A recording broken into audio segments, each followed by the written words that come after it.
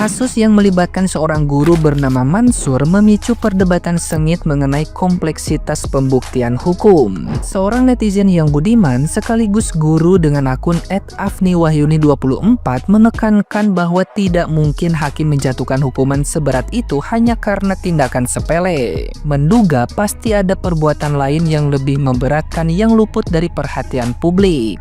Ia mengajak masyarakat untuk melihat kasus ini dari dua sisi yang berbeda, menyoroti sulitnya membuktikan kasus Pak Mansur yang seringkali hanya melibatkan dua orang di ruangan tertutup tanpa bukti fisik atau saksi, sehingga berisiko menimbulkan fitnah atau justru membebaskan pelaku sebenarnya. Kekalahan Pak Mansur dalam putusan ini didukung oleh bukti kuat, seperti keterangan dari psikiater anak serta adanya perubahan pengakuan dari pihak korban dan orang tuanya. Perubahan sikap anak korban menjadi salah satu indikasi yang meyakinkan pengadilan. Oleh karena itu, netizen yang berbakti tersebut sangat berhati-hati dalam memihak, memperingatkan agar publik tidak membela secara membabi buta karena khawatir justru yang dibela adalah pelaku sesungguhnya. Ia menegaskan kembali bahwa kasus ini sangat rumit pembuktiannya. Bu, tolong bahas kasus Pak Mansur.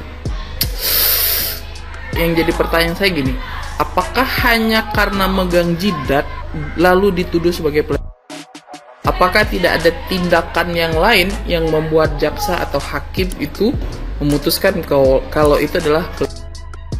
Saya berpikir, apakah ada tindakan lain selain dari pegang jidat? Tapi kalau misalnya itu hanya karena pegang jidat lalu dia divonis 5 tahun, kan tolol kan jaksa sama hakimnya. Saya rasa tidak sesimpel itu permasalahannya. Jadi kita ini nggak bisa melihat dari satu sisi, lihat sisi yang lain.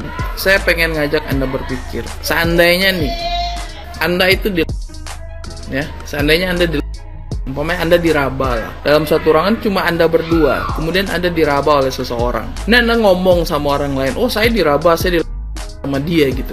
Orang nanya, apa buktinya? CCTV nggak ada, yang ada cuma Anda berdua. Bagaimana cara Anda membuktikan kalau Anda itu diraba, kalau Anda itu Makanya kasus itu sangat sulit untuk dibuktikan. Bisa jadi fitnah, bisa jadi pelaku itu bebas. Makanya saya nggak mau langsung angkat kisah ini, karena ini ada dua sisi yang jangan-jangan kita ngebela orang takutnya dia pelaku gitu ya. Coba Anda dengarkan keterangan dari pihak orang tua. Anak ini mendapatkan perlakuan istimewa dari gurunya. Dia cerita, oh anak ini bohong. Anda kalau saya tanya antara orang dewasa sama anak kecil, siapa yang punya potensi untuk melakukan kebohongan? Jujur jawab. Oke, anak kecil mungkin boleh berbohong. Sehebat apa seorang anak kecil bisa melakukan kebohongan? Ada satu yang bikin Pak Mansur ini kalah, yaitu surat keterangan dari psikiater. Anak ini berubah ya. Pengakuan orang tuanya, anaknya berubah. Ibu nggak ngebela guru, bukan masalah ngebela guru atau tidak, karena ini dua sisi yang berbeda gitu. Ini kasus, dan ini nggak sembarangan gitu. Saya banyak mendengar mendapat cerita orang-orang yang itu rata-rata tidak mau berbicara, tidak mau ungkap ke publik, tidak mau membawa ke ranah hukum karena nggak ada bukti, karena kasus itu nggak bisa dibuktikan gitu. Beda kalau perkausan gitu kan, itu ada buktinya, bisa visum gitu. Nah kalau misalnya hanya diraba apa segala macam, bagaimana cara Anda membuktikan kalau Anda itu diraba? Kan saya sangat berhati-hati sekali, tidak mau FOMO membela si A atau membela si B, enggak ya. Apalagi ini kasusnya kan sudah banding ya. Udah kita lihat aja seperti apa, apakah bisa membuktikan kalau dia tidak melakukan, dan apakah dari pihak orang tua bisa membuktikan kalau itu adalah itu aja kan. Jadi oh bapak itu baik, betul.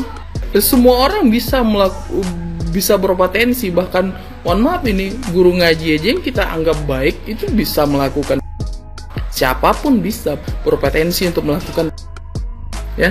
Jadi ibu, kenapa saya tidak mau angkat ketika ini berita ini beberapa hari yang lalu tuh, kemudian saya FOMO ikut. Apakah benar hanya gara-gara memegang jidat dia langsung dihukum 5 tahun? Saya rasa tidak. Pasti ada tindakan yang lain yang membuat hakim memutuskan beliau itu bersalah.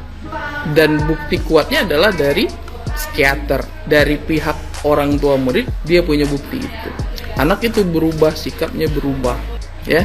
Dan sekali lagi, pembuktian itu sangat rumit, apalagi cuma berdua. Siapa yang bisa menjadi saksi? Oh, CCTV. Nggak ada CCTV. Jadi maka yang bisa menjadikan saksi ataupun bukti adalah pengakuan korban, ya, seperti itu. Jadi ibu nggak membela guru, bukan masalah membela guru atau enggak gitu, karena ini udah kasus itu. Hati-hati, jangan sampai kita ngebela, justru yang kita bela adalah pelaku, ya.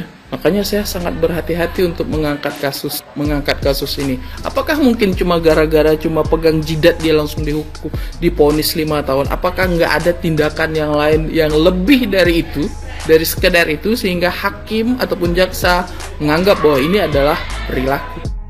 Lama saya berpikir, saya mencari-cari seperti itu. Kita kalau membela ya nggak membabi buta juga. Kita harus melihat dari sisi yang lainnya. Jadi berhati-hati kita dalam memihak seseorang. Jangan sampai justru yang kita bela adalah pelakunya. Saya rasa yuk kita bijak melihat dari dua sisi yang berbeda. Itu saja. Terima kasih. Nah, gimana nih menurut netizen yang terhormat? Silahkan berkomentar ya. Sudah tahu kasus ini? Ya, saatnya Indonesia udah mempunyai undang-undang perlindungan guru. Kasihan para guru kita ini ya. Jadi sudah saatnya kita, bangsa Indonesia ini mempunyai undang-undang perlindungan untuk guru. Bagaimana Anda setuju? Stop kriminalisasi untuk guru. Keadilan untuk Pak Guru Mansur, teman-teman. Seorang guru yang divonis 5 tahun penjara karena memegang kening siswinya yang sedang sakit. Karena hal itu, Pak Guru Mansur oleh keluarga dan divonis 5 tahun penjara. Lagi-lagi hal kayak gini kejadian lagi di negeri kita, teman-teman. Orang tua yang gak pakai akal sehat yang main seorang guru, seakan-akan guru adalah enemy. Padahal kabarnya udah ada saksi yang lihat kalau Pak Guru Mansur itu nggak ngapa-ngapain, cuma pegang kening siswinya buat pastiin siswinya itu baik-baik aja. Tapi kabarnya hakim nggak menggubris kesaksian dari seorang saksi yang melihat dengan jelas kejadian itu. Pokoknya kita kawal terus case ini, teman-teman, sampai Pak Guru Mansur mendapatkan keadilan. Guru di penjara 5 tahun diduga karena menyentuh jidat seorang siswa. Padahal katanya si guru itu ingin mengetes suhu si murid yang kelihatan lemes. Tapi malah dibilang, tuh, sentuhan tulus berujung bui. Guru di Kendari didakwa setelah cek suhu tubuh murid sakit. Maksudnya gini loh, cuman ngecek kayak gini, kayak mana bisa jadi penjara 5 tahun? Ini agak lain. Ini orang tuanya gimana sih? Ya gak sih guys? Gimana pendapat kalian? Coba kalian komen guys.